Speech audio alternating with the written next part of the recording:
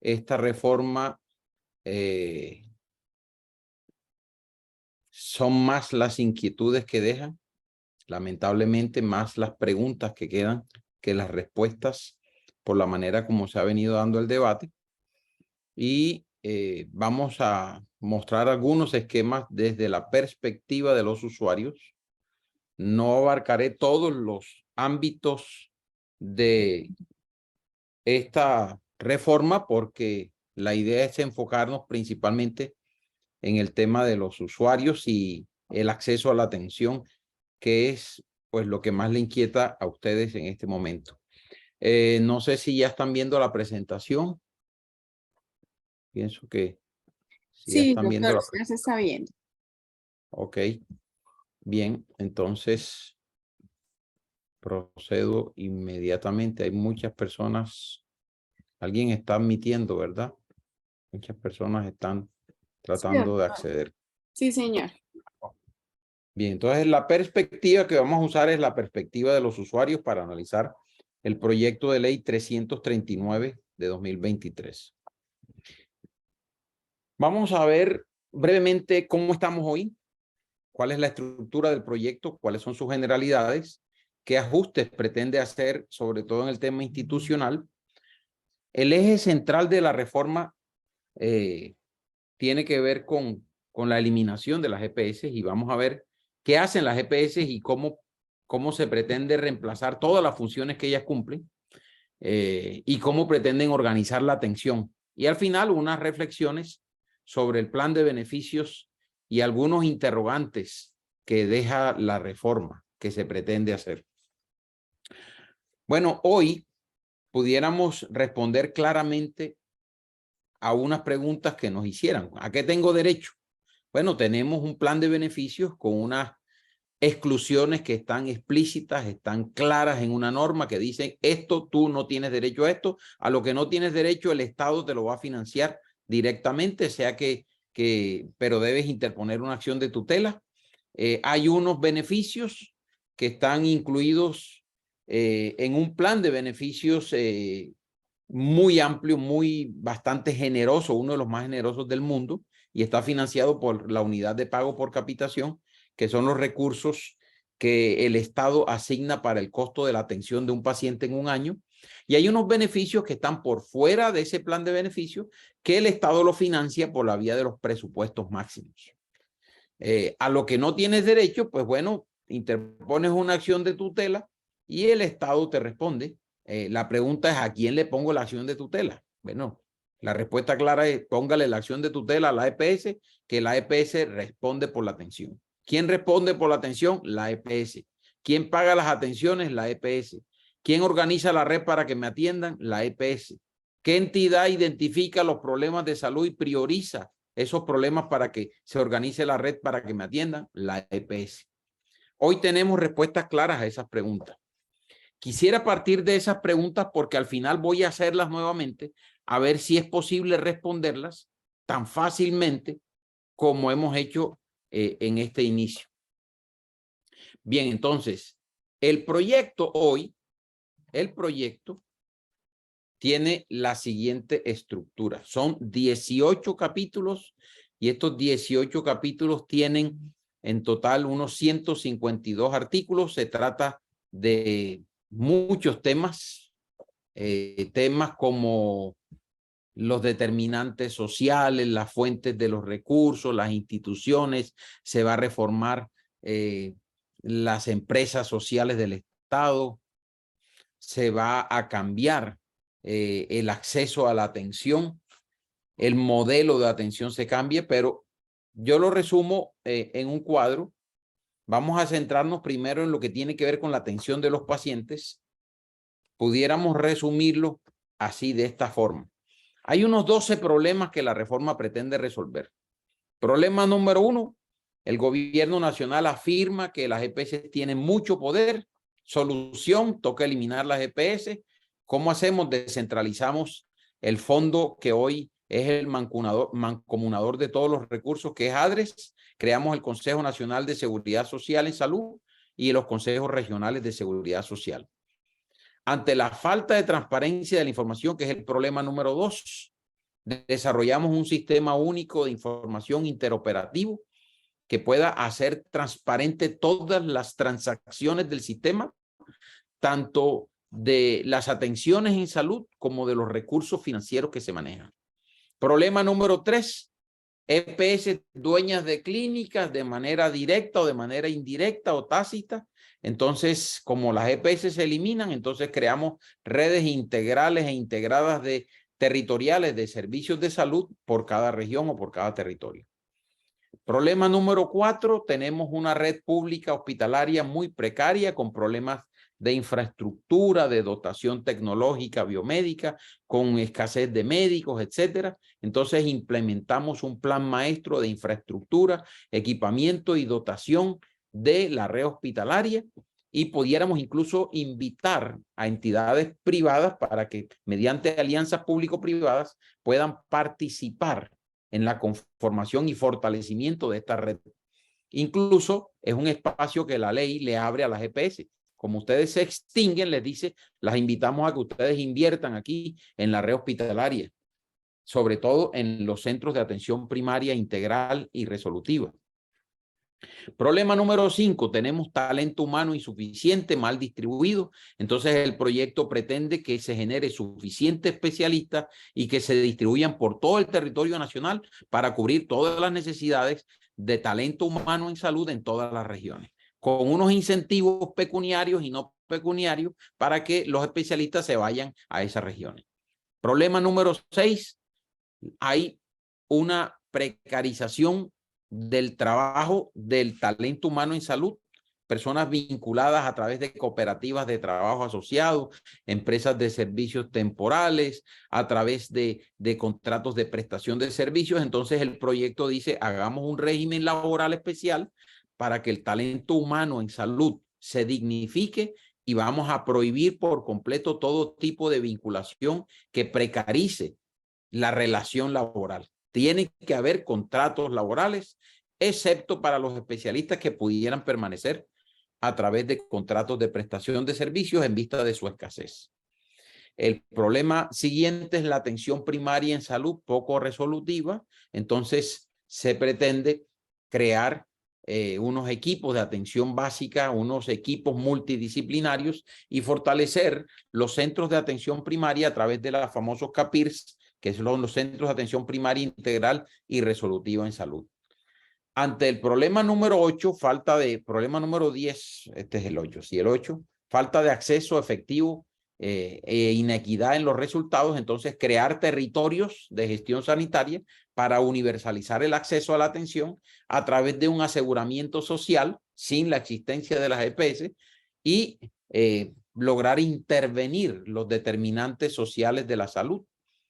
El problema número 10, pasivos del sistema de salud, hoy se estiman en unos 23 billones de pesos, 1.5 billones las EPS que ya se liquidaron, 5 billones las EPS que están en liquidación y unos 16 billones de pesos las EPS actuales que están en operación. El proyecto no tiene una respuesta a eso, no dice exactamente cómo se van a hacer ni el saneamiento contable, ni financiero, ni el pago de esas deudas.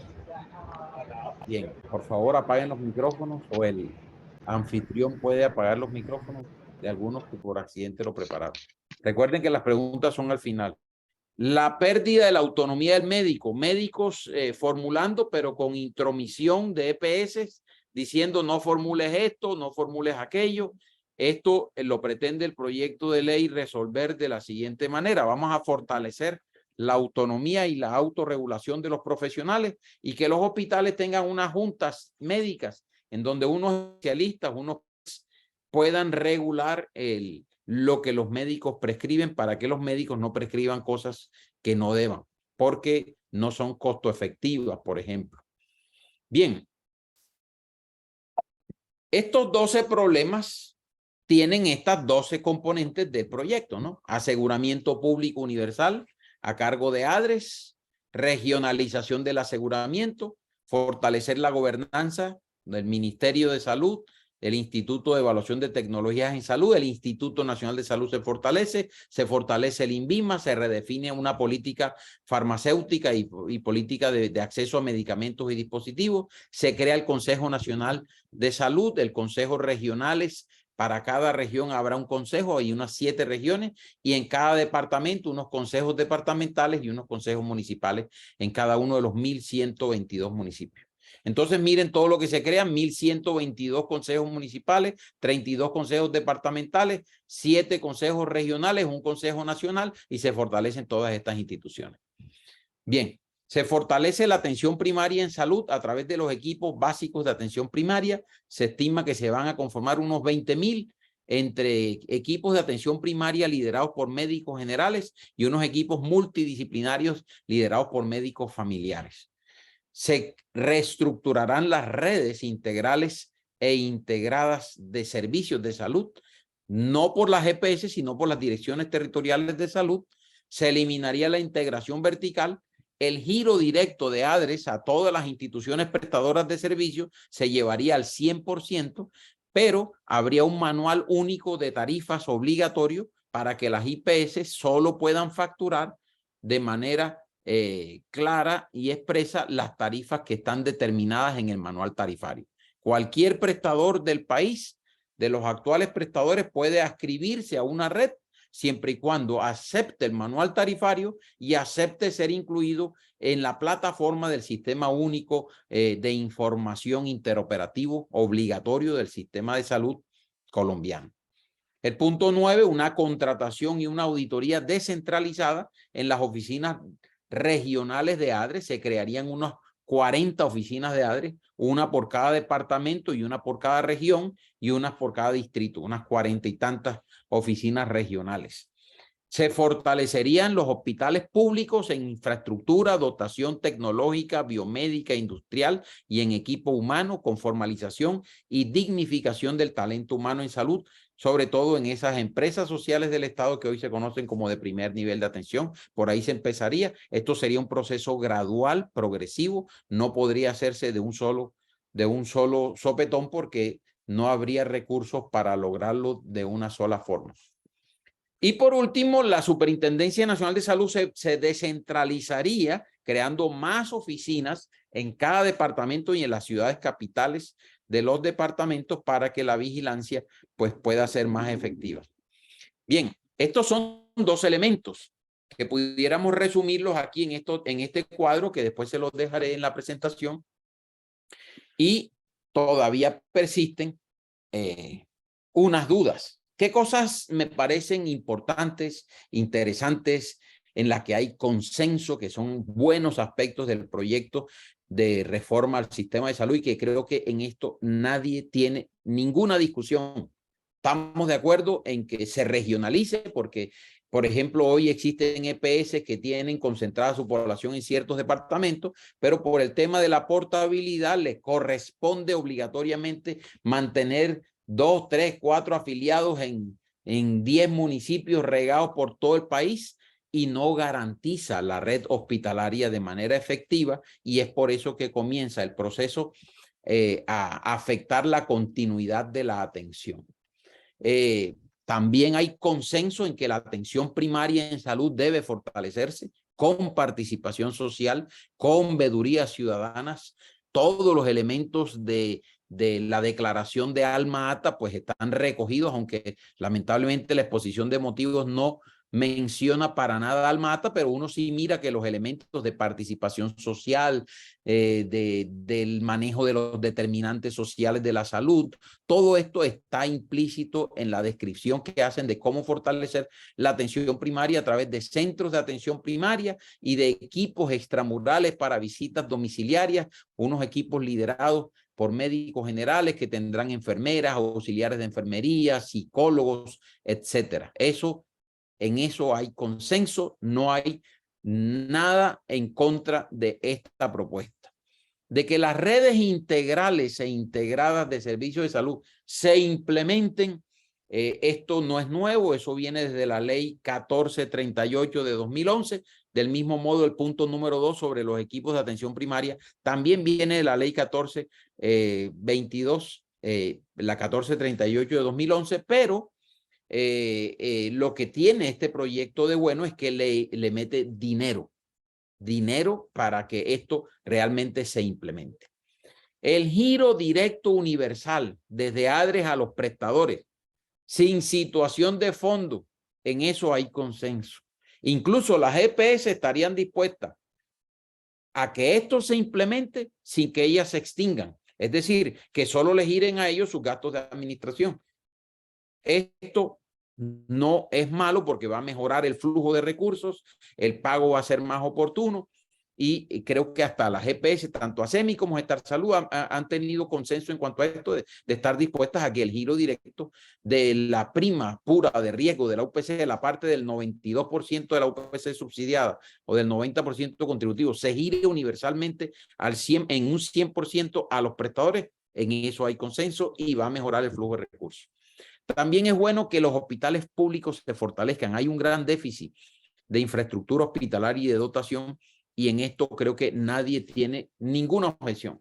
Del mismo modo, nadie tiene objeción en la formalización laboral, la dignificación de los salarios. Bien, ¿en qué aspectos hay dudas? Hay interrogantes.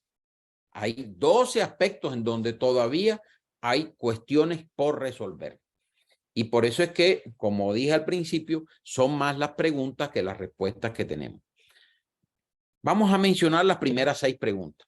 El impacto fiscal. ¿Cuánto cuesta implementar esta ley? El mismo proyecto de ley habla de 49 billones de pesos. El estudio que hizo el diario La República habla de 51 billones de pesos. El ministro de Hacienda dice 60 billones de pesos.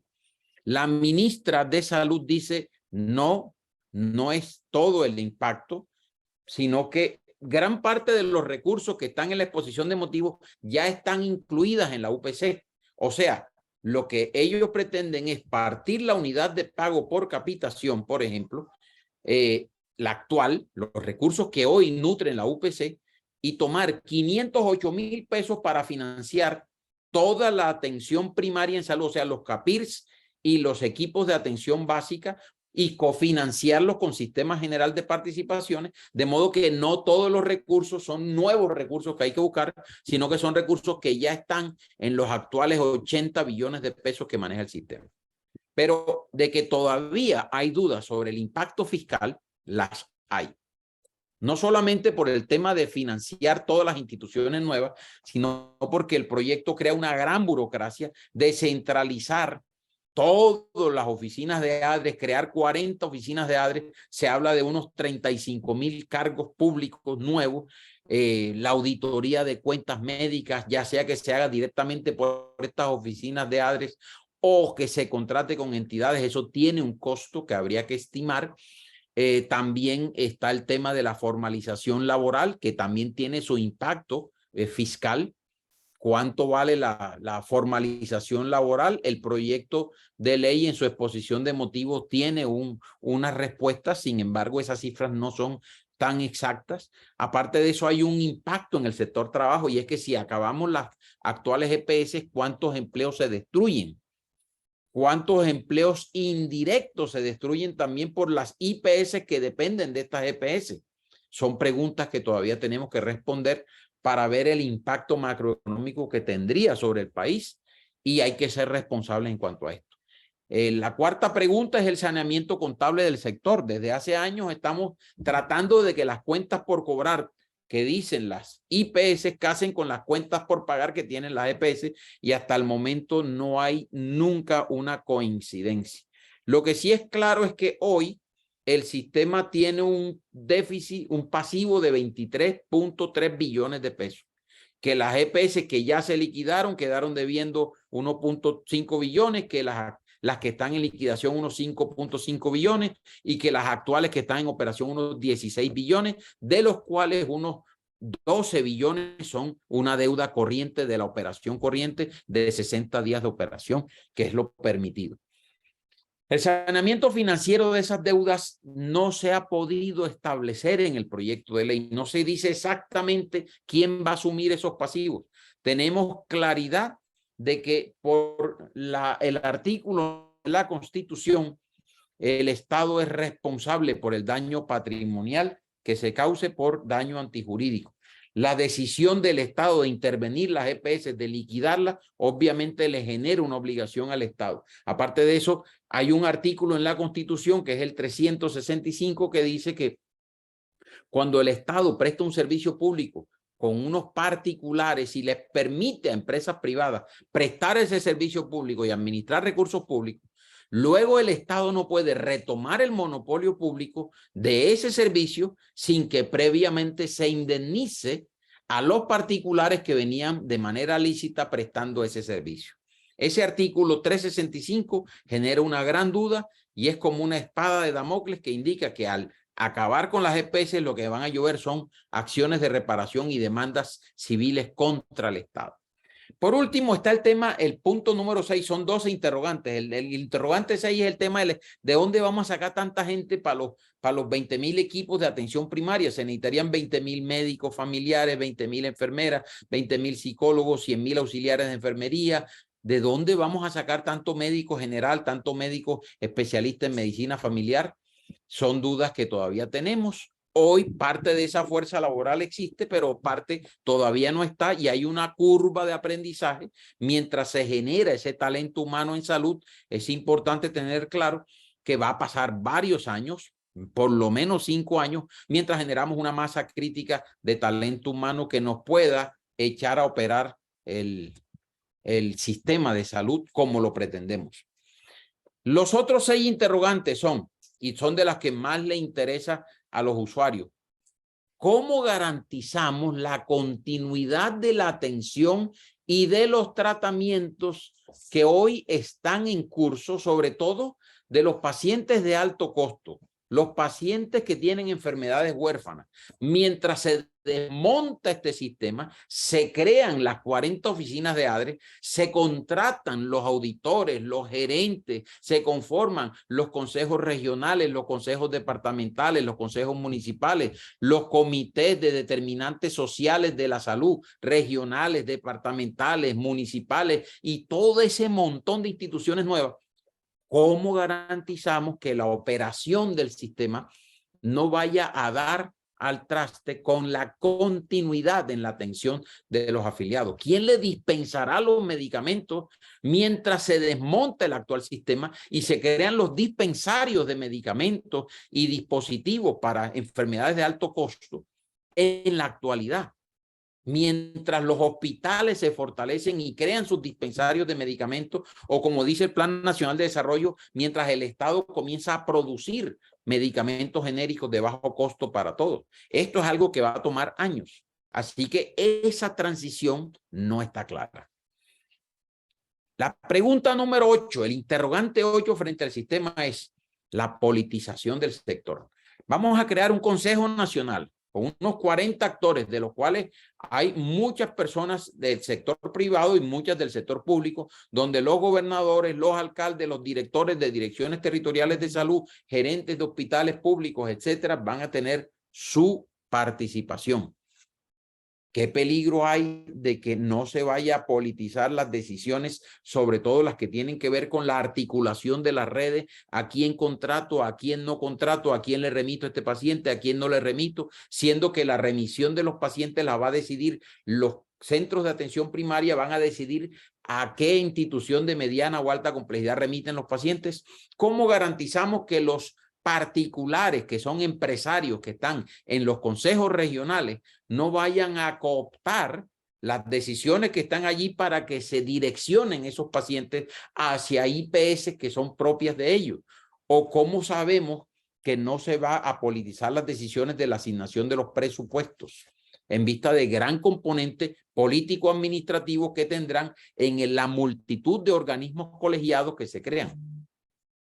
Aparte de eso, hay una cantidad de conflictos de competencia entre consejos regionales, departamentos y municipios, en donde incluso se duplican funciones entre el consejo regional, el consejo departamental, los consejos municipales, las comisiones de determinantes sociales de salud, las unidades de planeación regionales, departamentales, municipales, uno en el proyecto de ley ve que se reitera con mucha frecuencia algunas funciones que están como repetidas y uno dice, oye, pero esto no lo podría seguir asumiendo el Consejo Regional. ¿Por qué crear otro consejo? ¿Por qué crear otro comité? ¿Por qué crear otra unidad zonal de planeación cuando ya existe esto, ya existe aquello? Entonces uno comienza a preocuparse por los conflictos de competencia que están en la ley 715, que es una ley de mayor jerarquía porque es una ley orgánica, y las decisiones que se van a tomar mediante un proyecto de ley que se le va a dar trámite de ley ordinaria y por lo tanto es de menor jerarquía.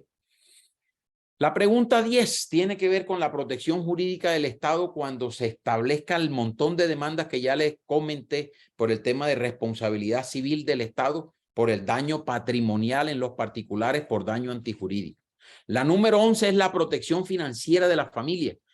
Las familias que tienen pacientes con enfermedades de alto costo. Hoy, si usted tiene un paciente de alto costo, usted se da cuenta que no tiene que pagar un solo peso, ni siquiera copagos ni cuotas moderadoras.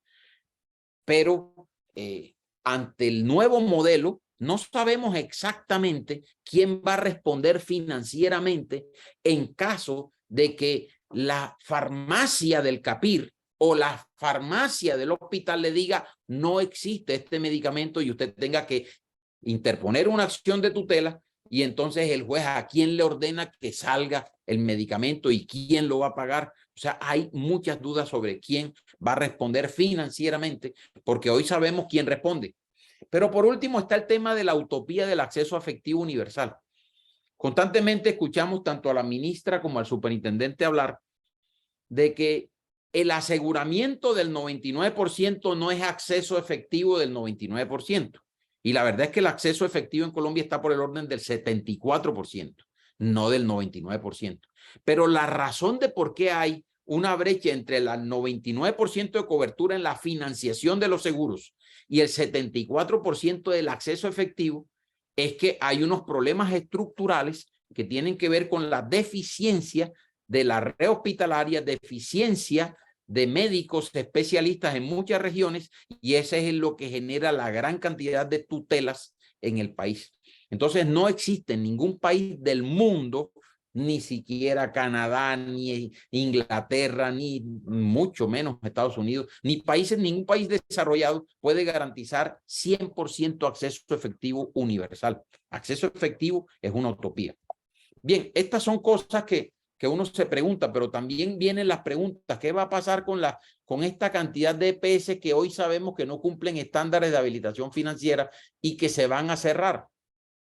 Ya sabemos que unos 11,5 millones de afiliados van a tener que migrar y ya se está hablando en el proyecto de ley de fortalecer financieramente a la nueva EPS que hoy tiene 10 millones de afiliados para que reciba 11,5 millones más. Estamos hablando de crear una entidad, una mega institución que va a atender 21,5 millones de afiliados. ¿Qué va a pasar con los afiliados que le corresponda ser migrados a la nueva EPS si hoy, como decimos comúnmente aquí en la costa, no pueden con las orejas y están buscando arete?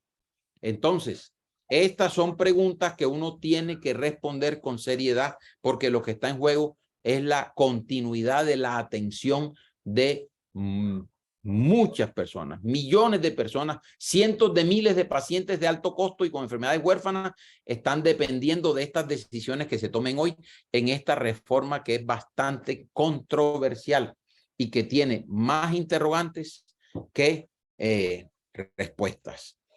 El eje central de la reforma pende de organizar los territorios y que en cada territorio por cada 20,000 personas existe un centro de atención primaria, integral y resolutiva y que estos sean la puerta de entrada captando los pacientes a través de los centros de los equipos básicos de atención primaria a través de visitas domiciliarias que los direccionarían a los CAPIRS. Los CAPIRS atenderían la atención básica de medicina general, enfermería, odontología, tendría laboratorio clínico, imagenología básica, ya sea rayos X o ecografía, y unas especialidades básicas como medicina interna, pediatría y ginecobstetricia.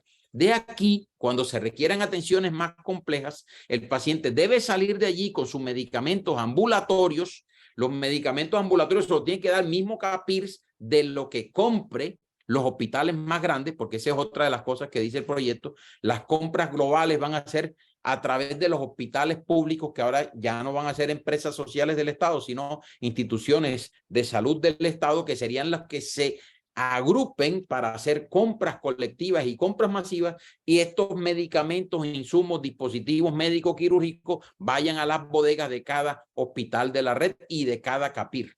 Entonces, ¿qué va a pasar con el acceso a medicamentos cuando usted se salga y le digan, este medicamento no lo tenemos? Entonces, ¿a quién le pone usted la acción de tutela? Esa es la gran pregunta, la pregunta del millón. Bien, vamos a avanzar.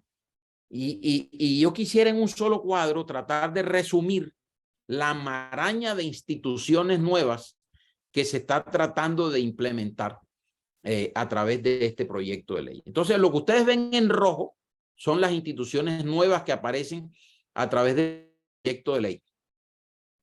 ¿Ok? Entonces, aquí tenemos las instituciones que están en negrito, son las que ya están, y las que ustedes ven en rojo es porque van apareciendo con el proyecto de ley. Entonces, se crearía la Comisión Nacional Intersectorial de Determinantes de la Salud como un organismo asesor del Ministerio, un Consejo Nacional de Salud como organismo asesor del Ministerio para proponer políticas públicas de salud. A nivel nacional, en la rectoría del sistema, la Superintendencia Nacional de Salud se fortalecería y se descentralizaría a través de creación de nuevas oficinas en todo el territorio nacional. A nivel del territorio, habría unos organismos tanto regionales, departamentales, distritales y municipales. Entonces se crean los consejos regionales. Los ADRES se descentralizarían, uno por cada uno de los 7 territorios, uno por cada 32 departamentos, van 39, y por los distritos, entonces tendríamos unos 40 y tantos oficinas de ADRES, y estas oficinas de ADRES tendrían, además de las oficinas regionales, unos consejos regionales de salud que serían asesores de estas oficinas también, pero también hay unos consejos regionales de planeación, evaluación en salud y unas comisiones regionales de determinantes sociales de la salud. Esto en espejo se replica en los departamentos, en los distritos y en los municipios. Entonces tenemos consejos regionales, consejos departamentales, consejos municipales, consejos distritales, comisiones departamentales, distritales y municipales y regionales de determinantes sociales de la salud, además de la Comisión Nacional. Tendríamos el Consejo de Planeación Departamental, Distrital, el Regional y el Nacional. Y el ADRES manejaría el Fondo Único Público de Salud. Este Fondo Único Público de Salud tendría una cuenta única de recaudo que recaudaría todos los recursos. Los recursos se van a dividir en 3 bloques principalmente. Todo lo que quede a nivel nacional en ADRES y saldría a través de 10 subcuentas, y luego pasaría a los fondos una parte pasaría a los fondos departamentales y a los fondos distritales de salud para financiar o complementar la UPC que no alcance. Los fondos regionales que estarían en cada territorio manejarían solo presupuestos, solo contabilidad, solo datos, solo información, pero no tendrían situación de fondos. Pero estos fondos regionales tendrían siendo una pieza fundamental en el sistema, porque estos fondos regionales tendrían un consejo administrador de este fondo, tendrían una unidad técnica especializada de planificación del fondo para planificar y evaluar redes integrales de salud, y nombrarían un gerente del fondo, que sería el hombre poderoso de la región, del sistema, nuevo poderoso del sistema.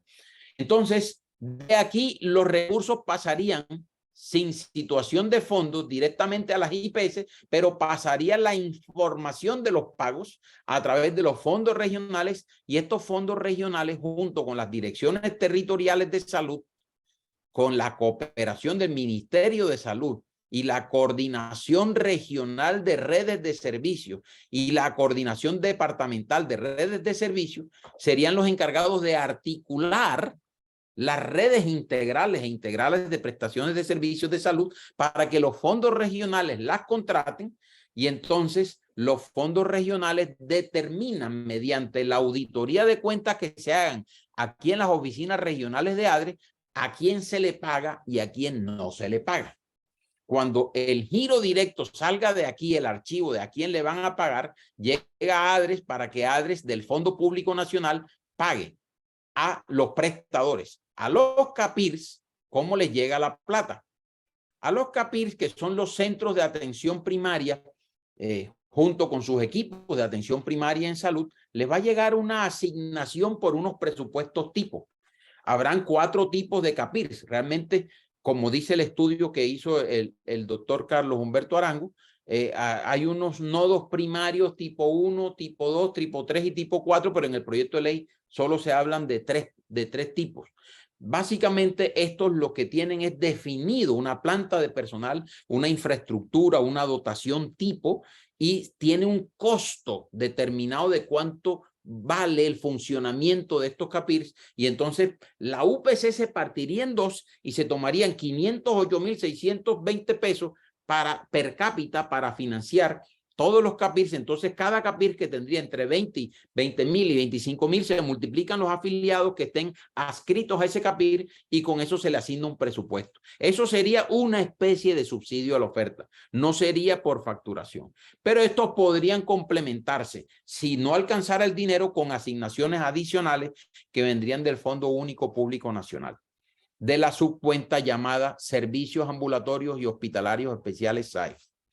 Las redes estas que están acá, que son 7 tipos de redes, unas redes de mediana y alta complejidad, ambulatorias, hospitalarias, de apoyo terapéutico, medicamentos, dispositivos, laboratorios, urgencias, todas estas redes que tendrían una contratación con el fondo regional, estas sí tendrían que presentar facturas y estas tendrían que ser auditadas aquí en la oficina regional para que luego de auditadas la información llegue acá y el fondo regional determine cómo se les pagaría por giro directo completo a estas redes. Pero también estas redes tendrían los hospitales públicos que se convertirían en instituciones de salud estatal, en ICE, tendrían también una cofinanciación por la vía de subsidio a la oferta. Entonces sería un modelo mixto, pero lo que uno ve en el proyecto es que se desdibuja la figura de la UPC como tal. Bien, la subcuenta del Fondo Único Público son la de atención primaria en salud, APIS, para financiar los CAPIRS. La número 2 es la de fortalecimiento de la red pública para la equidad, que iría para fortalecer y pagar y cofinanciar los servicios hospitalarios, quirúrgicos y de mediana y alta complejidad de estas redes. Esta subcuenta de servicios ambulatorios hospitalarios especializados también iría a cofinanciar y pagar facturas de las redes. La de control de problemas de enfermedades de interés en salud pública sería para determinar todo lo que hoy es el plan de intervenciones colectivas para todo el componente de vigilancia epidemiológica de enfermedades de interés en salud pública y de atención de enfermedades de interés en salud pública, manejadas directamente desde ADRES. La subcuenta 5 de enfermedades raras sería el fondo para manejar todas las enfermedades raras y enfermedades huérfanas. Llama la atención que el proyecto no menciona para nada la cuenta de alto costo y es lamentable que después de haberse avanzado tanto en lo que hoy tenemos del sistema de información de la cuenta de alto costo, el proyecto no lo mencione para nada ni se aproveche esta cuenta que hoy existe. El Fondo Nacional de Cobertura Financiera de Catástrofes y Epidemias es para una futura epidemia que se seguirán presentando muy seguramente. El de prestaciones económicas sería para pagar las prestaciones, las licencias de maternidad e incapacidades de la población del contributivo, que ya ahora pasaría a ser un régimen único, pero la parte de la población de los cotizantes, pues ellos tienen derecho a prestaciones económicas y se les pagarían directamente a través de esta subcuenta. Está la de infraestructura y equipamiento en salud, que va a manejar entre 1.5 y 1.8 billones de pesos cada año para fortalecimiento de infraestructura hospitalaria pública. Y está la subcuenta de Fondo Público para la Salud y la de formación en salud para el fortalecimiento de talento humano en salud, pago de internos, residentes, etcétera. Bien, observamos que el modelo se vuelve bastante complejo en vista de la gran cantidad de atenciones. Ustedes ven que el plan de beneficio se parte en dos: lo que maneja la atención primaria en salud, los CAPIRS que manejarían la promoción, la protección, el suministro de medicamentos ambulatorios de baja complejidad. La caracterización poblacional se haría a través de las visitas domiciliarias de los equipos de atención primaria, y la atención ambulatoria de baja complejidad por médico general, odontólogo, enfermera, incluso en algunos CAPIRS los de mayor jerarquía, que son los centros urbanos, manejarían incluso especialistas como medicina interna, cirugía, obstetricia, pediatría. Mientras que ustedes ven esta flechita aquí, esta flechita que dice referencia y contrarreferencia y atención prehospitalaria, los fondos departamentales de salud de las rentas cedidas y los fondos distritales van a destinar recursos para la financiación de la red de urgencias, para el funcionamiento de la red de urgencias y para la atención prehospitalaria por la vía del subsidio a la oferta directamente. Ojo que los CAPIRS todos tendrán una oficina de referencia y contrarreferencia para que el flujo de pacientes hacia la red se dé la decisión allí, pero con la coordinación de las oficinas de coordinación regional de redes de servicio y las oficinas de coordinación departamental de redes de servicio, que serían las oficinas que engranen todo el sistema de referencia y contrarreferencia, atención de urgencias y atención de tipo prehospitalario. Entonces la atención se daría a través de los CAPIRS, que pueden ser públicos, privados o mixtos, y de redes integrales que están conformadas por instituciones de servicios de salud estatales, que sería en lo que se convierten las empresas sociales del Estado, IPS privadas, IPS mixtas. Este es el esquema más o menos. Más adelante ahondaremos en más detalles de esto, pero hasta aquí he tratado de volverlo un esquema muy sencillo para tratar de entender la maraña de instituciones que hay en el proyecto de ley. Hablemos de la GPS, que es el almendrón del proyecto de ley, el centro de atención, que es migrar del aseguramiento privado a cargo de particulares por un aseguramiento público universal. Entonces el tema es que si quitamos las GPS, tenemos que entender bien qué hacen las GPS hoy y quién va a reemplazar todas esas funciones. Entonces he hecho también un cuadro de resumen que trata de explicar qué hacen hoy las GPS, y luego en el cuadro al frente explicaré cómo todas estas 25 funciones van a pasar a unas 60 instituciones que se crean.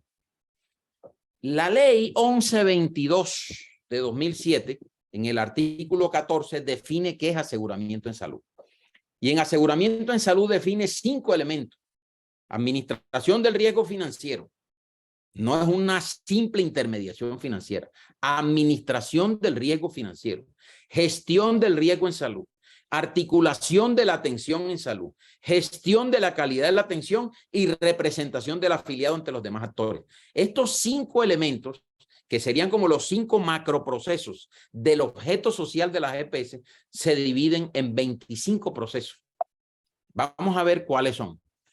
¿Cómo se administra el riesgo en una EPS? El riesgo financiero. Las EPS planifican sus presupuestos de costos, gastos, recaudan cotizaciones, gestionan el ingreso de copagos y cuotas moderadoras, de cotizaciones, etcétera. Gestionan los eventos catastróficos. Algunos suscriben pólizas de alto costo de reaseguro, otras hacen un autoaseguro de todos los eventos de alto costo, recaudan los pagos compartidos, hacen auditoría ex ante. Con relación a la atención en salud, el riesgo financiero tiene un control antes, concurrente y posterior. Antes quiere decir, hagamos visitas de verificación para ver si este prestador tiene las condiciones de prestarme los servicios, negociemos tarifas, pactemos formas de contratación que me transfiera parte de riesgo financiero al prestador y diluye el riesgo financiero, y ese es un control ex ante. El concurrente es cuando el paciente está siendo atendido, que va al auditor concurrente y verifica que las atenciones sí se les estén prestando efectivamente. Esto no solamente beneficia al paciente, sino que hace contención del costo. Y cuando termina la atención y presentan la factura, entonces viene la auditoría de cuentas médicas, las glosas, la conciliación de glosas y por último la liquidación de los contratos. Todo esto implica la gestión, la administración del riesgo financiero que hacen las EPS, y por eso es que hoy en Colombia podemos garantizar el plan de beneficios que tenemos, que es uno muy grande con relación a otros sistemas de salud del mundo, con solo $380 per cápita. Con solo $400 garantizamos eso. Cuando el mismo plan de beneficio en otros países vale $2.000 o hasta $4.000 y en algunos países $12.000 per cápita. Eso se debe a la gestión del riesgo financiero, que es uno de los grandes logros del sistema, lograr contener los costos por cuenta de las EPS. ¿Qué es la gestión del riesgo en salud? Las EPS caracterizan la población para ver quiénes son sanos, quiénes están enfermos, de los enfermos quiénes presentan eventos agudos y en qué incidencia tienen, cuál es la prevalencia de los eventos crónicos, cómo se organizan las cohortes de pacientes crónicos, se diseñan rutas integrales de atención y salud para diseñar programas de gestión de riesgo y luego se aplican instrumentos de evaluación de impacto de las rutas integrales de atención y se contratan los programas de gestión de riesgo en salud. El tercer componente consiste en la articulación de la red. Es decir, la oferta y la demanda deben casar y para eso yo tengo que evaluar cuál es la demanda potencial de servicio, planificar la red, contratar la red, diseñar e implementar los modelos de atención para cada red y luego implementar un sistema de referencia y contrarreferencia para que los pacientes puedan moverse de una institución a otras y yo pueda agendar las cirugías, las consultas y todo eso desde un solo actor que es el responsable del sistema de referencia y contrarreferencia. La gestión de la calidad tiene una gestión antes de la atención, una durante la atención y una después de la atención. La atención ex ante, la gestión ex ante es la verificación de estándares de habilitación de las IPS. Yo voy y verifico que este hospital sí tenga la infraestructura, tenga la calidad, verifico los equipos médicos, verifico todo para ver si lo contrato y verifico sus indicadores y su historial. Luego, cuando el paciente está siendo atendido, le mando un auditor concurrente que verifica la calidad de la atención durante el acto médico y cuando el paciente se le da de alta o estando de alta, si pasó algo, un evento adverso, yo gestiono el evento adverso. Tengo que investigar por qué ocurrió, tengo que mitigar y reducir la probabilidad de ocurrencia de estos eventos adversos en concurrencia con el prestador. Y por último, la representación del afiliado, que es la relación de agencia, consiste en que yo debo informar a los usuarios sobre los contenidos del plan de beneficio, sus exclusiones, cómo está conformada la red, cómo se accede a los servicios, contenidos financiados por la UPC, cómo se accede a los servicios no financiados por UPC, cómo luego debo conformar alianzas de usuarios y promover la participación social y capacitar las alianzas de usuarios, atender peticiones, quejas, reclamos, denuncias, si ponen una tutela, gestionar la tutela, si hay una orden judicial de que se preste un servicio, hacer que se cumpla esa orden judicial, medir la satisfacción de usuarios, autorizar servicios, agendar citas, todo eso hace parte de la representación de los afiliados. Ahora, vamos a borrar estas EPS de aquí y vamos a ver cómo las vamos a reemplazar. En el siguiente cuadro vamos a ver paso a paso qué hay que hacer o qué propone el proyecto de ley para reemplazar estas 25 funciones. Entonces, la planeación financiera la haría el Ministerio de Salud con el Consejo Nacional, el Consejo Regional y la Dirección Territorial. El recaudo de cotizaciones se haría a través de ADRES, a través de la cuenta única recaudadora. La gestión de eventos catastróficos se haría a través del Fondo Regional, las direcciones territoriales y no mencionan para nada la cuenta de alto costo. El recaudo de pagos compartidos, el proyecto es confuso. En un lado dice no habrá copagos, no habrá cuotas moderadoras, pero después dice el gobierno nacional reglamentará cómo se cobrarán los copagos y cuotas moderadoras. Eso es algo que hay que definir. La auditoría concurrente del costo.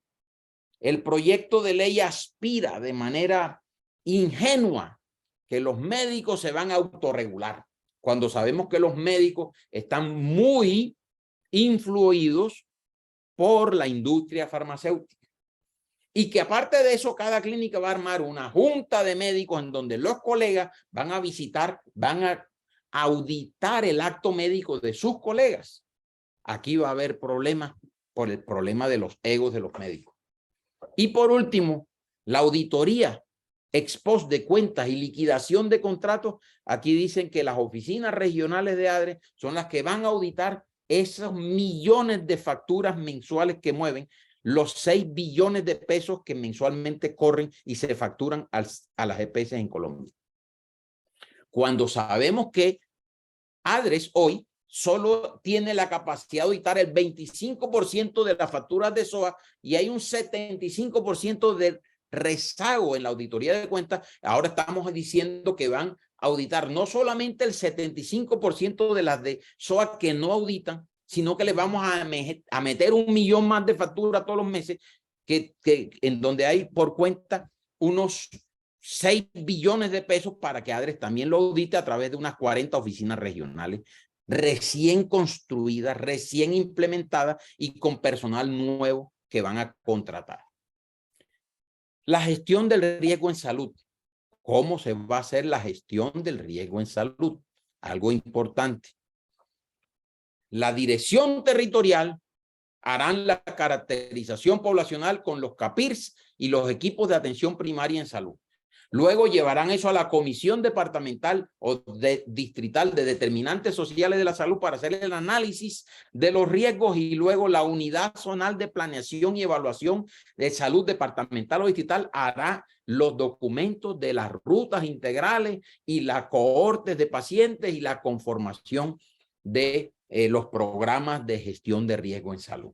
Miren, todo esto lo hace una sola entidad. Aquí estamos viendo todas las nuevas que están creando. Entonces yo elimino estos intermediarios y me creo 1000 intermediarios más. Elimino 30 y creo 1000. Eso es lo que está proponiendo el proyecto. ¿Ok? Ahora vamos a ver esto de articulación de la atención en salud. Esto es una de las cosas más importantes porque consiste en determinar cómo se conforman las redes integrales. Aquí dice el proyecto que lo van a hacer las direcciones territoriales. La dirección departamental que cuando salió la resolución 1441 de 2016 de redes integrales, no pudieron hacer la habilitación de las redes que las EPS le radicaron y tuvo el ministerio que decir, quítense de ahí, yo voy a habilitarlas en vista de que ustedes se demoran mucho en habilitar las redes. Bueno, ahora, después de que le quitaron esa competencia a las direcciones territoriales y tuvo que asumirla el ministerio, ahora le están diciendo que ellos la van a hacer y que lo van a hacer súper bien. ¿Cómo lo van a hacer? Le vamos a poner unos consejos regionales, le vamos a poner unos consejos departamentales y unas unidades de planeación zonal, unas coordinaciones departamentales de redes y con todo este mundo de gente seguro que esta vez sí van a poder armar las redes. Ahora viene el tema de la calidad. Dice que el control ex ante lo va a hacer las direcciones territoriales a través de las oficinas de calidad cuando hacen la inspección, vigilancia y control dentro del registro especial de prestadores y verifican los estándares de habilitación. Las oficinas de calidad de los prestadores se van a autorregular y las juntas médicas de regulación van a controlar el costo y van a controlar la calidad de la atención. O sea, médicos cuidando médicos. Y por último, la representación de los usuarios ante los demás actores es las oficinas de CIAU de los CAPIR, de las redes integrales, las direcciones territoriales. El tema es, ¿a quién le pongo la tutela? Punto 23. ¿A quién le va usted a poner una tutela en caso de que no tenga quien le responda? El paciente sale del CAPIR, le dice que está asignado al hospital tal, no llegó a la ambulancia, o sale de alta y le dicen, le mandan un anticuerpo monoclonal para darle continuidad a su tratamiento de cáncer y le dicen, no, eso no lo hay.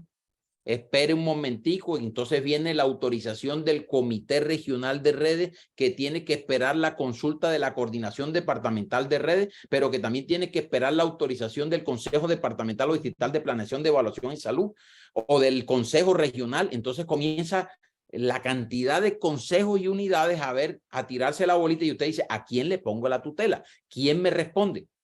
Entonces, todo esto que hoy hace una sola entidad tendría que pasar por la coordinación departamental de redes, la unidad zonal de planeación y evaluación de salud de departamentales o distritales y no hay un responsable único. Este cuadro creo que ayuda mucho a entender en qué consiste la reforma al acabar con las EPS. De todo esto yo quiero centrarme un poquito en la plata, porque uno de los logros de las cosas que le endilgan a las EPS de manera despectiva es la intermediación financiera. Ojalá eso fuera lo único y con eso sería suficiente, porque estamos dando un plan de beneficios ambicioso con solo $340 per cápita al año, cuando otros países destinan $2,000 a $4,000 per cápita. Eso es lo que se llama intermediación financiera. ¿Cómo logran las EPS hacer tanto con tan poquito? A través del modelo de gestión financiera que tienen. Vamos a ver en qué consiste el modelo de gestión financiera de las EPS y qué es lo que pretenden hacer en esta reforma. El modelo de gestión financiera hoy tiene un control ex ante, un control concurrente y un control ex post. El control ex ante es la planeación de la contratación, la negociación de tarifas, la negociación de pagos prospectivos con nota técnica, en donde hay unas modalidades de contratos que disuelven los riesgos financieros y los comparten entre EPS y prestadores como los PGP, las cápitas, los presupuestos globales prospectivos, los paquetes integrales de atención, los conjuntos integrales de atención, las canastas integrales de atención. Todas estas modalidades reducen los riesgos financieros. Y luego viene el tema de la autorización de servicios que no son de urgencia. Los servicios programados que no requieren atención de urgencia y que sí se puede implementar autorización, porque la ley estatutaria en ningún momento ha dicho que no haya autorización, sino que no haya autorización para servicios de urgencia, pero esto hace parte de una herramienta de contención de costos. Luego viene el control concurrente y es cuando el paciente está siendo atendido y entonces la EPS manda el auditor concurrente médico y entonces el auditor concurrente participa en una junta médica, evalúa la implementación de guías de práctica clínica y aparte de eso están los copagos y las cuotas moderadoras que también en cierta medida evitan el abuso. Y el control posterior consiste en que ya el paciente se fue, le llega la factura a la EPS, se hace una auditoría de cuentas, se hacen unas glosas, se concilian las glosas, se concilia el pago, se hacen acuerdos de pago, se liquidan los contratos cuando terminan y esto redunda al final en que se contiene, reduce el riesgo financiero y la UPC mal que bien medio alcanza. ¿Ok? Ahora, ¿qué dice el proyecto de ley que va a ser el nuevo modelo de gestión financiera?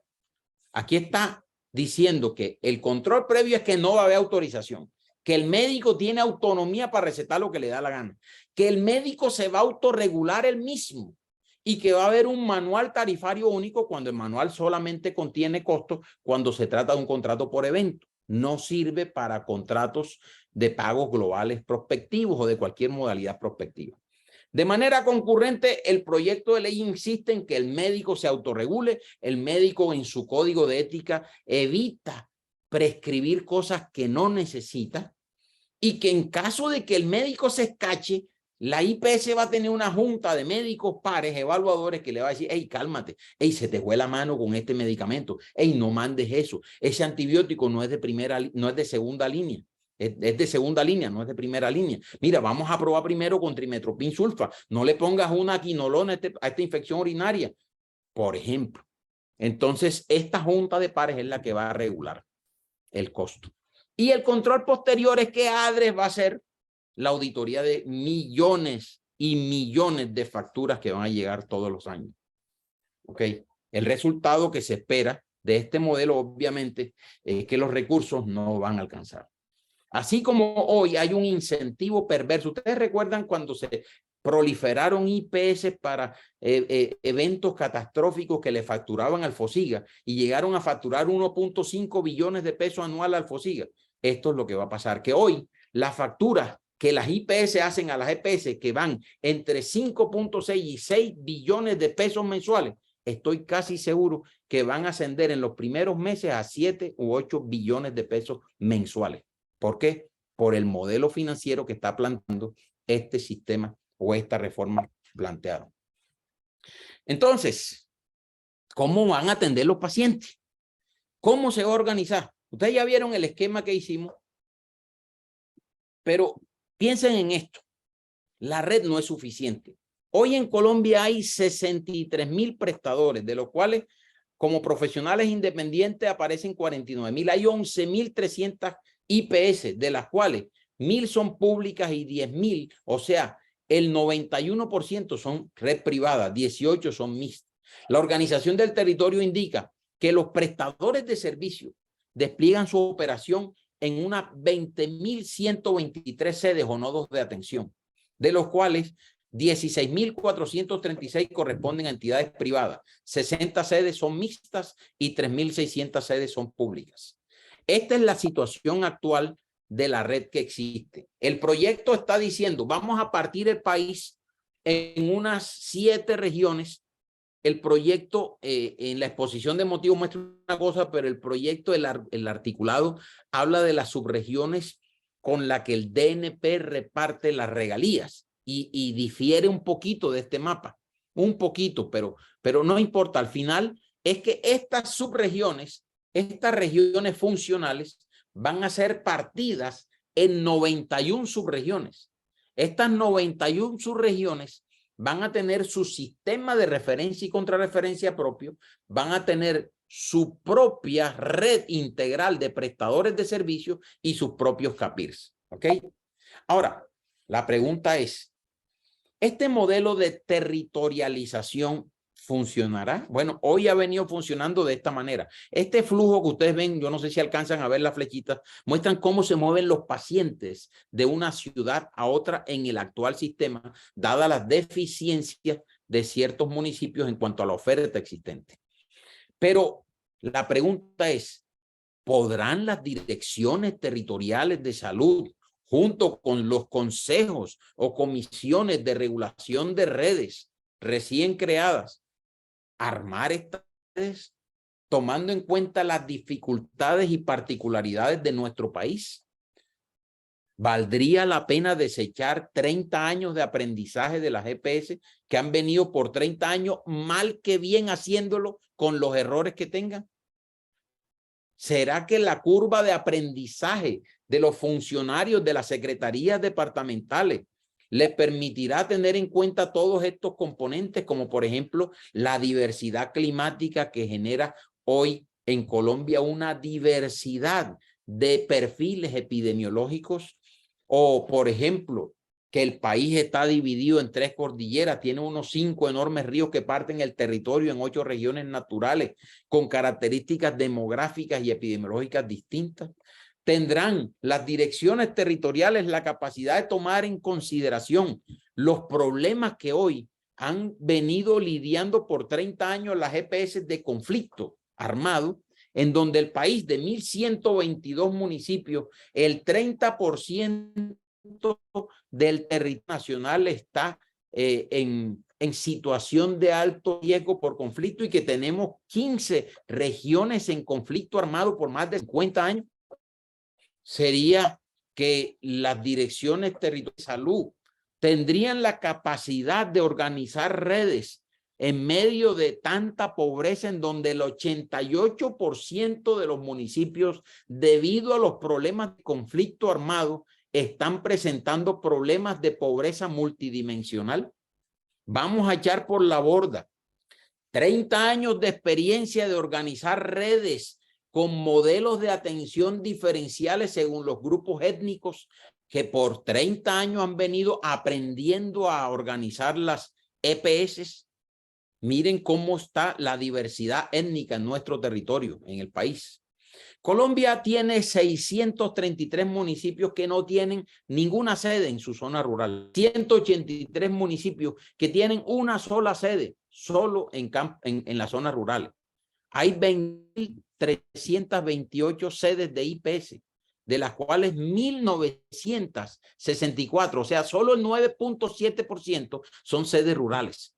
La mayoría de las IPS tienen 90% de la atención en las capitales de los departamentos y en los municipios conurbados, de modo que hay 953 municipios que dependen exclusivamente de una sola oferta, que es una empresa social del Estado en unas condiciones precarias, dotación y con grandes déficits.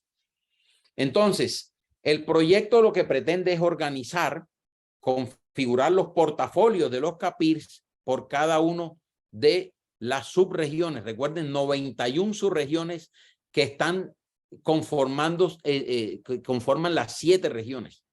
Entonces, esto que ustedes ven, NP1, NP2, NP3, NP4, esto es un estudio del doctor Carlos Humberto Arango, que fue asesor del ministerio anterior y que todavía es un estudio que está vigente. Es más, les voy a mostrar el estudio. El estudio es este, de donde hoy se está tomando todos los elementos de la reforma.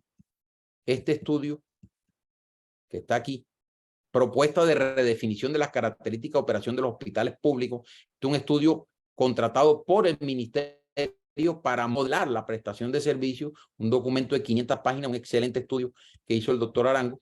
Y aquí ellos están proponiendo una conformación de los nodos primarios tipo 1, tipo 2, tipo 3 y tipo 4, dependiendo del tamaño de la población. Esta población se va a mover entre 5.000 y 25.000 habitantes y aquí vamos a tener los nodos complementarios tipo 1, tipo 2 y tipo 3, dependiendo del número de habitantes, dependiendo del tamaño del municipio. Y aquí vemos los servicios, la atención de los CAPS principales que tendrían todos estos servicios, incluso consultas, los tipo 4, NP4, que serían los nodos primarios tipo 4, tendrían hasta especialidades básicas como ginecobstetras, internistas para manejo de enfermedades de riesgo cardiovasculares, tendrían pediatras para manejar problemas de la infancia, mientras que estos tipo 3 tendrían hasta internación básica. Entonces, estas modalidades de CAPIRS, que sería el eje central de la reforma, es lo que hoy se está proponiendo y es algo que me parece pues, que debemos impulsar y debemos seguir. Pero esto que están proponiendo hacer, se puede hacer con las actuales EPS. O sea, no es necesario para implementar esto desaparecer las EPS del sistema. Ahora, si quieren que asuma la EPS un rol distinto, se puede hacer y se puede replantear el aseguramiento, pero esto que están tratando de hacer, de fortalecer la atención primaria, de regionalizar los territorios según las características demográficas y epidemiológicas, se puede hacer y es mejor hacerlo con las EPS que hacerlo sin las EPS. La tipología de los CAPS son urbanos y municipales. Los urbanos son para municipios como de 60.000 habitantes y se plantea incluso un programa médico arquitectónico tipo de unos 1.500 metros cuadrados, mientras que el de CAP urbano de tipo ambulatorio, que no tendría, esto es lo que hoy conocemos como hospitales locales. Estos hospitales locales tienen hasta quirófanos para atención de cirugías de baja complejidad, tienen las especialidades básicas, mientras que estos tienen toda la atención ambulatoria, no tienen urgencias, no tienen hospitalización. Estos son con camas hospitalarias y quirófanos, rayos X, ecografía, todo lo que es laboratorio clínico, atención 24 horas, mientras que estos son CAP urbanos de carácter ambulatorio. Y hay unos satélites rurales de 420 metros. Ya incluso el ministerio tiene los modelos de los planos y todo eso para este tipo de CAPs. Y ya el estudio que les mencioné en este libro tiene estimado cuánto cuesta la construcción, cuánto cuesta la remodelación, cuánto cuesta la planta personal, la dotación, todo está estimado y de ahí es donde sale la famosa cifra de los 508.600 pesos per cápita para poder financiar todos estos CAPs junto con sus equipos de atención primaria en salud. Bien, está en ese libro que les mencioné y si lo desean se los puedo enviar a través de la Asociación de Pacientes. Se pretenden organizar los centros de atención primaria, los equipos territoriales de salud. Eso va a costar unos 2 billones de pesos para arrancar. Para este año, pues, se habla de 3.900 equipos básicos de atención primaria. Para el año entrante, unos 200. Para el año 2025, unos 9.300. Y unos 11.000, llegaríamos a unos 11.750. Así alcanzaríamos. Esto se cofinanciaría. Eso está dentro de los costos de los 508.600 pesos per cápita que está en la exposición de motivos. Sería parte que vendría de la UPC que hoy se destina para atención de primer nivel y parte del Sistema General de Participaciones de Salud Pública que todavía estaría en los fondos departamentales, distritales y municipales de salud. Esto cuesta unos 8.7 billones de pesos. Esta tabla sale de ese estudio que les mencioné, de este libro, y la ministra la ha mencionado. Estoy mostrando la misma presentación de la ministra. Esta la presentó hoy en la Comisión Séptima y la ha venido presentando en muchos eventos. Y aquí está cómo se estimó el costo de la mano de obra directa, la mano de obra indirecta, los gastos de operación de estos CAPIRS tipo. Entonces, habría esta conformación de estos municipios estarían siendo atendidos. Esta sería la población objetivo para estos CAPIRS y esto cuesta unos 8.7 billones de pesos. Quiero hacer unas reflexiones sobre el plan de beneficios que hoy tenemos.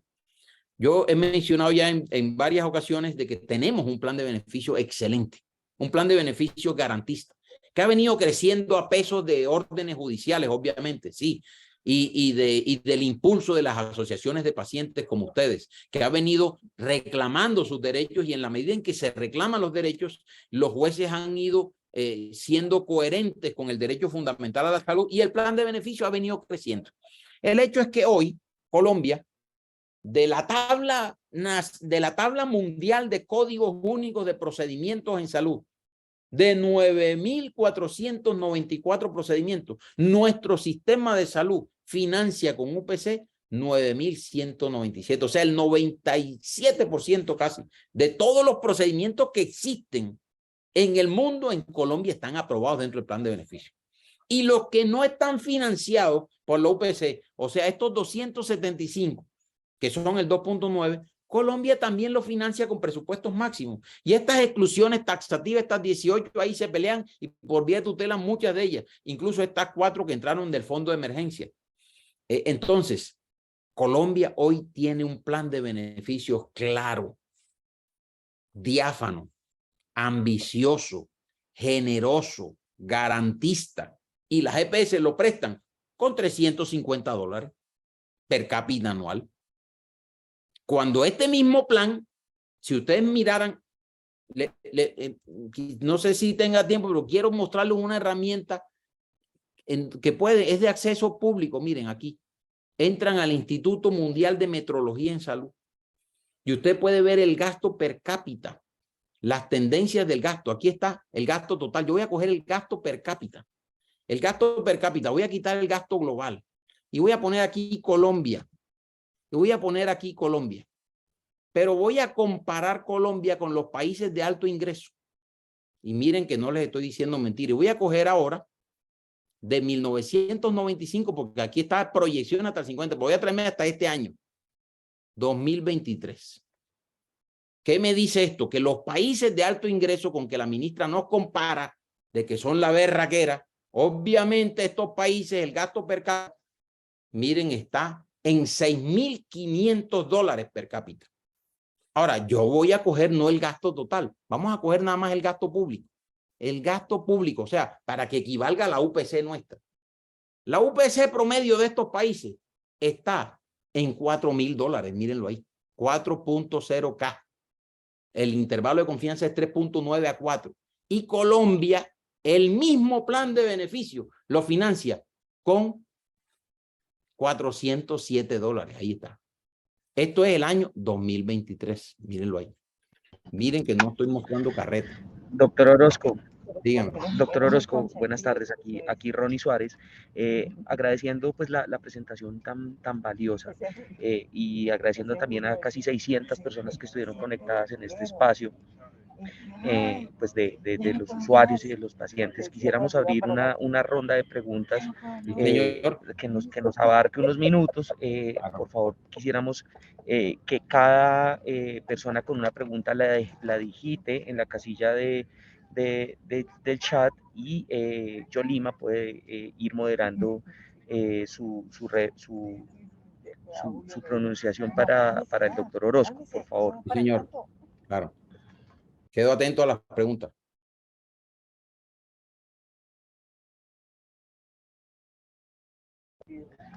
Yo le puedo hacer una, me lanzo al agua, doctor Orozco. Dígale. Las asociaciones de usuarios, muchas de ellas presentes hoy, desaparecerían con la reforma. No, este es un proyecto que fortalece mucho la participación social y de hecho habría más espacios de participación social porque en todos los comités que se crean, los consejos regionales, departamentales, municipales, comisión de determinantes, en todas hay participación social. O sea, la participación social gana más espacio en este proyecto de ley. Muchas gracias, doctor Orozco. Ya pedimos a las personas interesadas que dejen sus preguntas en el chat, por favor. Bueno, aquí tenemos la primera, la hace Alfredo Pinzón Fernández. Dice, ¿qué va a pasar con los pacientes trasplantados que somos de alto costo? Nos pregunta Alfredo Pinzón. Bien, esa es una pregunta muy importante y eso me permite mostrar de pronto la última diapositiva que faltaba, y es ¿qué va a pasar con el acceso? ¿Será más fácil o será más complicado? Si yo soy un paciente trasplantado y hoy tengo citas periódicas, por lo general los pacientes trasplantados hoy en el sistema funcionan a través de pagos anticipados, en donde la EPS paga 600, 700, 800 millones por un paciente que incluye la atención prequirúrgica, la evaluación prequirúrgica tanto del donante del órgano como del paciente, luego la cirugía, luego la hospitalización, luego los medicamentos, los controles posteriores y las clínicas que hoy están haciendo estos trasplantes, Valle del Lili, Pablo Tobón Uribe, Fundación Cardioinfantil, todas estas lo que hacen es facturar contra ese anticipo y van legalizando el anticipo. O sea, la atención de los trasplantados está garantizada hoy como está y casi que pagada por anticipado. Es muy raro encontrar que haya un pago posterior en los trasplantes. Lo que hoy han optado las clínicas es mándeme la plata y yo después le consigno. Pero ¿qué va a pasar con los pacientes trasplantados en este proyecto? Mire lo que dijo un profesor de Harvard que nos mandó este documentico. Aquí está la maraña de instituciones y de vueltas a las que habría que hacer.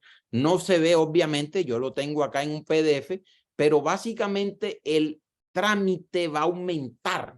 Este es el documento que hizo el profesor de Harvard. Cogió el proyecto de ley y graficó todas las instituciones, nivel nacional, nivel regional, nivel departamental, nivel municipal, lo puso en diferentes colores y lo que ustedes ven punteados son organizaciones y instituciones nuevas. Estos serían nuevos actores que entrarían a la operación de autorizar un servicio o de darle continuidad a la atención. Entonces, la primera pregunta es, bueno, ¿y qué va a pasar con los trasplantados? Bueno, ya saben la respuesta según el profesor de Harvard.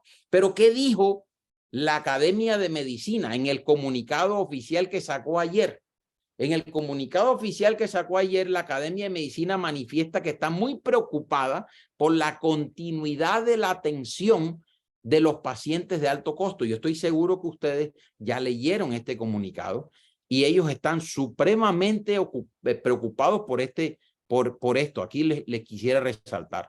Esto es algo que también tiene preocupado no solamente a la Academia de Medicina, donde dice se van a estructurar elementos claves del modelo, quién hará la planeación, organización, ejecución, Entonces ellos dicen, no están claras las necesidades de recursos financieros, no está claro cómo será el acceso, no está claro cómo se garantizará la continuidad de la atención. Pero ¿qué más dice? Los acuerdos fundamentales que son la Federación Médica Colombiana, el Colegio Médico Colombiano, la Asociación Colombiana de Sociedades Científicas, también expresaron su preocupación sobre las redes integrales y la continuidad de la atención de los pacientes de alto costo, llámese trasplantados, llámese pacientes con diálisis renal, pacientes con enfermedades hemato-oncológicas, etcétera. Esta preocupación también está aquí en estos organismos que no son de las EPS, sino son organismos científicos que manifiestan su preocupación frente a la complejidad del modelo, porque ellos ven que en lugar de que se dé un modelo más simple de acceso, lo que se está creando es muchas más instancias para control, evaluación, planeación, autorización de servicios, coordinación de redes, y eso yo pienso que puede responder la pregunta que se está haciendo. No sé si eso resuelve la inquietud. Doctor Julio, muchas gracias. Tenemos otra pregunta en el chat que dice el señor Carlos. En caso de ser aprobada la reforma como está, ¿cuál es el tiempo de transición estimado? Eso es preocupante también porque el proyecto de ley no dice de manera taxativa un periodo de transición, no dice 1 año, 2 años, ni 10 años. En la exposición de motivos dice que podrá tomar años los procesos de formalización laboral, pero no dice exactamente, no se casa con un plazo específico. Y eso evidentemente es preocupante porque no hay en el proyecto de ley. Sí, señor. Listo, tenemos otra pregunta de la señora Zoraida Marisela Tenorio. ¿Cuál será el rol de las EPS en la nueva reforma? ¿Solo se encargarán del aseguramiento en salud y la gestión del riesgo?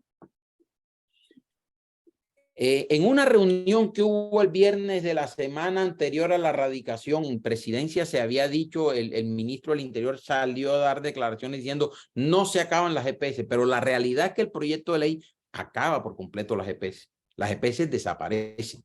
Las EPS no tienen espacio aquí. Aquí lo que le están diciendo a la EPS es, si ustedes quieren, metan plata en infraestructura y dotación de algunos CAPIRS, organicen unas redes de CAPIRS y manejen uno que otro CAPIRS. Eso es lo que le están diciendo. Pero de que ellas permanezcan no hay. Incluso la transición de la que hablan es cerrar las 7 EPS estas que están a punto de liquidarse y migrar los 11,5 millones de afiliados, migrárselos a las 9 EPS. Y el proyecto lo que hace es capitalizar 9 EPS para que 9 EPS pueda recibir y manejar, imagínense, una EPS mientras se da todo este proceso, quien va a amortiguar el régimen de transición sería 9 EPS con 21 millones de afiliados, mientras se desaparecen las otras y se van farmando los CAPIRS. Listo. Pero la ley acaba las EPS. Ok, gracias, doctor. La señora Denis Leal dice, ¿cómo se transportan los pacientes de alto costo y de bajos recursos económicos de los municipios? Bien, ahí hay una dualidad porque el sistema, la ley dice que cada CAPIR va a tener una oficina de referencia y contrarreferencia. Esos CAPIR van a tener una red de ambulancia, TAP, ambulancias de tipo fluvial, terrestre, incluso hablan de transporte aéreo. Pero el proyecto dice que la financiación del sistema de referencia y contrarreferencia será con recursos de los fondos departamentales de salud de red cedida y que cada departamento va a tener un comité de referencia y contrarreferencia. Una especie de comisión. Voy a tratar de mostrársela aquí donde está. Aquí está el tema de referencia y contrarreferencia. O sea, el CAPIR remitiría el paciente al hospital de alta complejidad, de pronto de un municipio a una capital de un departamento. Entonces, la opción 1 es que el CAPIR tenga una ambulancia y esa ambulancia lo traslade, o que el CAPIR no tenga ambulancia y el departamento la mande y la pague. Este sistema de referencia y contrarreferencia y atención prehospitalaria se va a financiar con recursos de los fondos departamentales y distritales de salud y van a tener unas coordinaciones regionales de redes, unas coordinaciones departamentales de redes que serían las que se manejen lo que hoy equivale a los centros reguladores de urgencia. La idea es conformarlas como coordinaciones departamentales de redes. No sé si eso responde a su pregunta. Gracias, doctor. Dice el señor Carlos, ¿cómo accederían los pacientes a servicios complementarios como transporte, hospedaje, etcétera, que hoy se le garantizan a una gran cantidad de usuarios para la continuidad de su atención en salud? Bien. La ministra en sus presentaciones ha dicho que está garantizada la continuidad. La verdad es que plata sí hay, pero a veces el problema no es de plata. El problema a veces es de logística. A veces tú teniendo la plata no puedes garantizar el acceso a un afiliado a un servicio, porque a veces lo que ocurre es que hay ausencia de un especialista o el servicio no está habilitado en un hospital. Entonces, la respuesta a esa pregunta está en los decretos reglamentarios que se pidan, porque la ley no llega a hilar tan delgado como para determinar a ese nivel de detalle qué pasará cuando un paciente requiera, por ejemplo, un medicamento de alto costo aquí, se remita a su municipio y el paciente, por ejemplo, esté recibiendo anticuerpos monoclonales, o con los pacientes, por ejemplo, hemofílicos que tienen que estar periódicamente recibiendo sus medicamentos, su factor de coagulación. La logística de quién los va a entregar, de cómo se coordina el traslado de un paciente de un municipio a una capital. Por ejemplo, hoy está garantizado incluso el acompañante, y las EPS incluso tienen en las capitales de los departamentos unos hostales donde el familiar que está acompañando al paciente de alto costo, mientras lo atienden de urgencia o le hacen un procedimiento ambulatorio, tiene dónde dormir, dónde bañarse, dónde comer, y luego tienen también contratado una red de transporte básico, no asistencial, que los devuelve a su casa. Incluso hay EPS que tienen ya una red de carros, de vehículos con aire acondicionado, que recogen a los pacientes en los municipios para hacerle diálisis, lo llevan a una capital o a una ciudad importante, intermedia de un departamento, les hacen la hemodiálisis y los llevan otra vez a su casa en las noches. Eso hoy existe y está claro quién lo hace y sabemos quién le toca. En el proyecto no está claro cómo se va a hacer eso.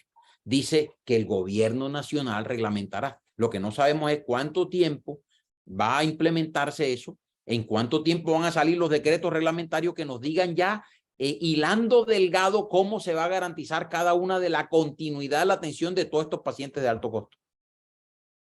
Gracias, doctor. Bueno, tenemos otra pregunta de Luga. Dice, ¿qué va a hacer de las IPS de internación domiciliaria? ¿A qué red prestacional se adhieren? ¿Quién los contrataría? Actualmente se manejan muchísimos pacientes crónicos. Eso es la misma respuesta que acabo. Repito doy la misma respuesta. Hoy las EPS tienen contratada una red que los pacientes, cuando regresan y son crónicos, que tienen atención domiciliaria, pacientes con enfermedad pulmonar obstructiva crónica con atención domiciliaria, que los visita el internista, los visita el neumólogo, le llevan la máquina, el concentrador de oxígeno, la fisioterapeuta le hace terapia respiratoria, van a la casa. Eso ya existe, ya está inventado. Ahora, que hay que mejorar, oye, sí hay que mejorar muchas cosas. ¿Que se puede dar mejor acceso? Sí, pero hoy no tenemos claridad en el proyecto de ley a ese nivel de detalle de qué va a pasar con la atención domiciliaria y la hospitalización en casa y los pacientes de día y el traslado no asistencial de los acompañantes de los pacientes crónicos que viajan de los municipios a las capitales. Todos esos detalles no están en el proyecto de ley. No están. Habría que esperar el reglamento en caso de que se aprobara la ley. Listo, doctor, muchas gracias. Y nuestra última pregunta es de la señora Olga Ordóñez y dice, ¿qué va a pasar con la continuidad del cumplimiento de los fallos a favor del paciente a hoy? Interesante. Hoy, usted sabe a quién ponerle una tutela. A usted le incumple y usted sabe a quién poner la tutela. Incluso ya tiene el modelo de la tutela. La última diapositiva que yo tenía repite las mismas preguntas que yo hice al principio. En el modelo actual sabemos quién responde, pero en el modelo que se propone, yo no sé a quién le voy a poner una tutela. Y como no sé a quién ponerle la tutela porque no hay un único responsable, cuando el fallo judicial que garantiza la integridad de la atención a través de un fallo de tutela se elimine la EPS, entonces el fallo de tutela se cae, porque entonces el juez tendría que decir quién va a responder en reemplazo de la EPS. Y como vimos en una de las presentaciones, las 25 funciones de la EPS están diluidas en montones de instituciones que usted aquí sabe quién, pero acá no sabe. Aquí no sabe el juez de tutela decir, bueno, como ya se acabó esta EPS que tiene una orden judicial por tutela de garantizar atención integral y continua y de por vida, de suministrar un auxiliar de enfermería a un paciente que está en su casa o una silla de esas especiales, y se acaba la EPS, entonces ¿a quién le mando la tutela? ¿Al Consejo Regional, al Consejo Departamental, a la Unidad Zonal, al Fondo Regional, al Fondo Departamental? ¿A quién le mando la bendita tutela? Buena pregunta. O sea, la respuesta es no sé. No sé quién va a garantizar eso, porque la ley no dice quién va a ser el único responsable de la atención. Entonces, las tutelas que hoy están, pues bueno, hay múltiples instituciones que van a responder por lo que hoy responde una sola. Otra pregunta. Bueno, doctor, muchísimas gracias por su intervención. Yo creo que a todos nos quedó claro, mucho más claro, pues, todo el tema de la reforma a la salud. Queremos agradecer a nuestras 411 personas que hasta el momento nos acompañan. Muchísimas gracias al doctor Julio por habernos acompañado, a las 630 personas que se alcanzaron a conectar con nosotros. Les queremos dejar un número de WhatsApp para que ustedes nos puedan enviar sus datos y poder hacer todo este enlace para ver si ustedes nos pueden acompañar en el proceso de movilización que estamos haciendo. Entonces, en este número de WhatsApp, ustedes pueden enviar su nombre, la ciudad y su número de celular para que les podamos enviar toda la información que tenemos acerca de esta movilización que vamos a hacer. La idea es que nosotros tenemos este lema que lo hemos acogido y que nos parece que es muy, muy propio para el caso. La reforma sí, pero no así. Entonces yo creo que pues para todos fue muy clara hoy la exposición del doctor. Entonces, doctor, muchísimas gracias por su intervención en esta tarde. Yo creo que todos los usuarios quedaron, mejor dicho, súper bien informados con respecto a todo el tema de la reforma a la salud. Con mucho gusto. Gracias a ustedes por la invitación. Bueno, entonces queremos agradecerles entonces a todas las personas que nos acompañaron en la tarde de hoy. Vimos en el chat que muchas personas nos pidieron que si por favor era posible poderles facilitar la presentación que su merced tenía hoy en la charla. Su merced nos dirá si es posible podérsela pasar o... Sí, claro. Por favor, me pasan o me mandan un mensajito, un correo electrónico, y yo la mando al correo para que la socialicen ahí con. O no sé si es posible pasarla por aquí, por el chat, cargarla. Creo que sí es posible. Sí, sería revisar a ver si la deja cargar. Igual nosotros para todos los usuarios la reunión fue grabada, entonces para las personas que estén interesadas en este mismo chat, cuando se les envíe entonces toda la información de la movilización, ahí se les estará enviando entonces los que requieran la grabación de la reunión. Entonces, muchísimas gracias a todos. Luego, Y quedamos entonces pues muy pendientes de esta gran movilización que vamos a realizar. Solamente recuerden, la reforma sí, pero no así. Muchísimas gracias y que tengan todos muy buena tarde. Hasta luego. hasta luego.